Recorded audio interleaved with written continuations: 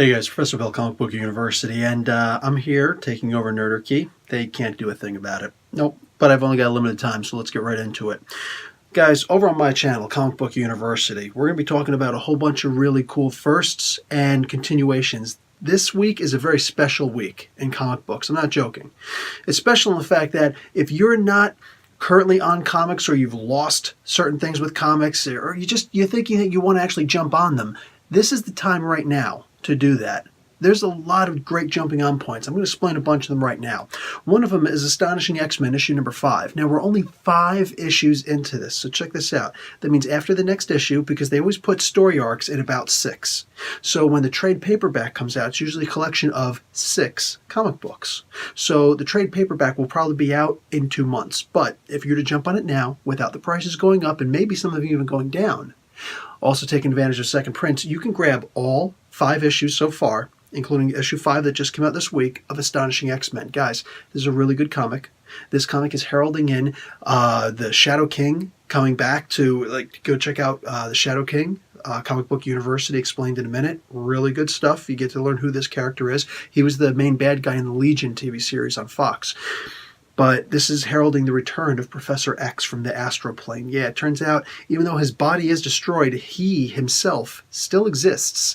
The question is, how is he going to be able to come back? This could get interesting.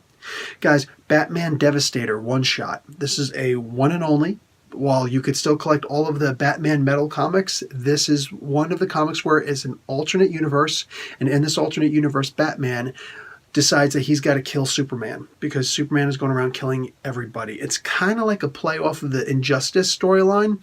Little tiny bit different, but seriously, not too much at all. And the way that Batman decides to do this is by ingesting the Doomsday virus.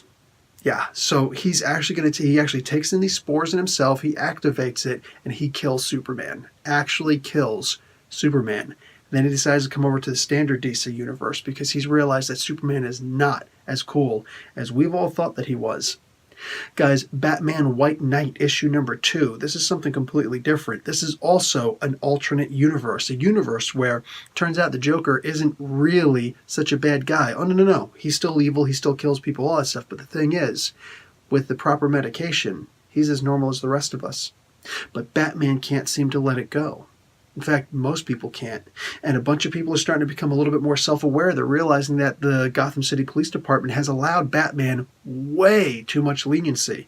And when they see him beating the heck out of the Joker on TV while the Gotham PD just stands around and watches, and Commissioner Gordon actually says, "Stop for a second." Yeah, it's pretty bad, especially while Joker the entire time is saying, "No, just give me my medicines, I'll be okay." Yeah, he actually invaded a place because he wanted to get better. Imagine that. So this is a completely different take. And guys, whatever you're thinking about this comic, I can assure you I'm not doing it justice because this is right now being heralded as one of the greatest comics that is out there right now. It's insane how good this is. Guys, issue number 695 of Captain America. Okay, the Secret Empire is over. And now we're starting with the new Marvel Legacy renumbering. So we're bringing everything back to what the original numbering should be. 695 of Cap. Mark Waid is back on Captain America. He has proven himself to be a superb Captain America writer. It was always his favorite character. In fact, at the end of this particular issue, he goes on about how he wrote his college papers on Captain America and did all sorts of crazy things involving the character. So he's happy to be back on the comic. We're happy he's back on the comic. This is Captain America like way back in the day.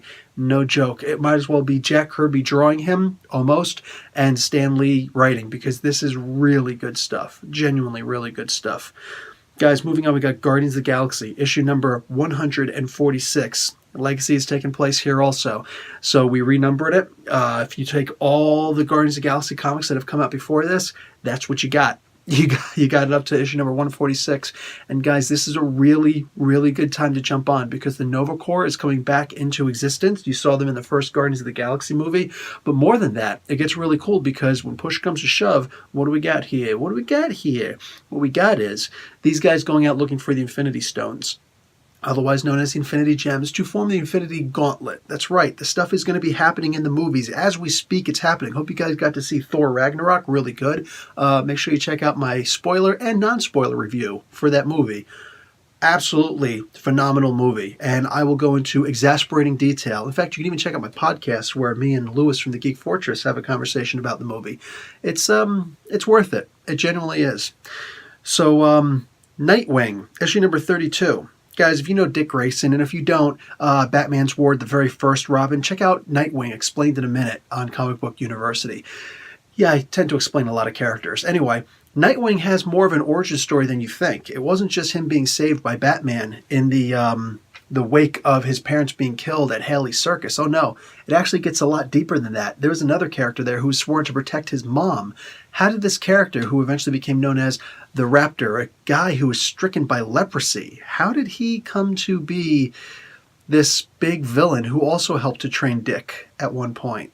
This was a surprisingly good issue. I mean, the Nightwing comic has been pretty good lately, off in Bloodhaven, but this is something special. This is something else. Old Man Logan, issue number 30. Ed Brisson is writing this, and he's also writing Iron Fist, which issue number 74 just came out. It's funny. So he's writing Old Man Logan, Wolverine, as an old person from the future wastelands, and he's also writing Sabretooth in the issue of Iron Fist. Really impressive the way that he's given a lot of credence, a lot of credit to this character. A lot of people complaining that Wolverine for a very long time has been seriously dumbed down. It's like, here's this guy with these big pig stickers and he never seems to stab anybody. That's not the case here, especially since he's going against the Maestro, probably one of the greatest incarnations of the Hulk and definitely the most evil of them. So there's a lot to love here, a whole lot to love. Anyway, this story has a lot of repercussions for the future because it turns out that the Maestro is not going back to his timeline. He actually stays here. He's just licking his wounds, as is Wolverine. Whole lot to be seen here. Whole lot. Guys, Star Wars, Darth Vader, issue number 7. Now, we got Charles Soule on this. Now, if you've ever wondered, if you ever maybe watched the Star Wars Rebellions TV series, animated, currently on Netflix, you may be wondering, what happened to all these Inquisitors? How come I never saw a single Inquisitor in the New Hope or anything after that?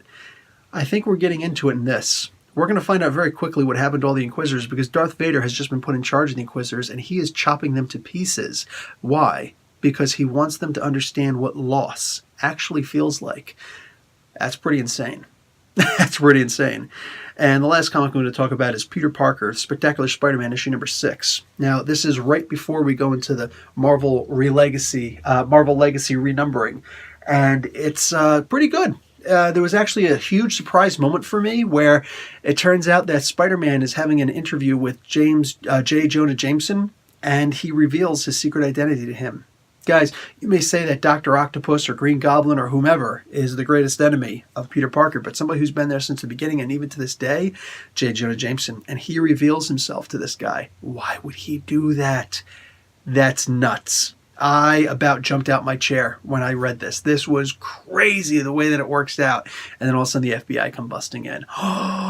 Yeah, it's actually really good. There are some crazy storylines going all over the place. And there's so many more comics that I'm reviewing. I just, Nerdarchy only gives me so much time. Anyway, guys, make sure you check all this stuff out. It's actually, dude, this is such a great week. Such a great week to jump onto comic books. If there's any of these comic books I mentioned or others that you're interested in checking out, now is absolutely the time. Also, the 5th of November just happened. Remember the 5th of November. That's V for Vendetta. I just explained on Comic Book University, I just explained V from V for Vendetta in about a minute. It's actually, if I were to self-congratulate myself, it's pretty good. I liked it. Guys, that's pretty much all I got. And hey, listen, when your mutant abilities are ready to kick in, you make sure to let me know in Comic Book University. All right, guys. Professor Bell, Comic Book University. Class dismissed.